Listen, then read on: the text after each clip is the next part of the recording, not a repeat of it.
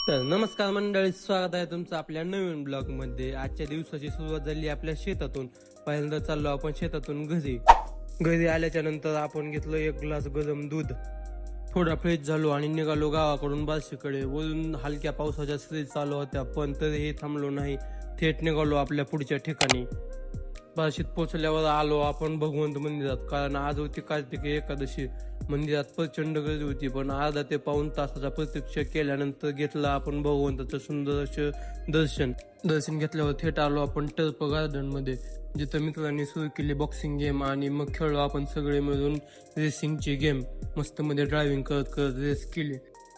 मग थोडं रिलॅक्स होऊन घेतलं सगळ्यांनी मिळून इलायची चहा, गप्पा हास्य मजा मस्ती करत आपण पोचलो परत गावाकडे।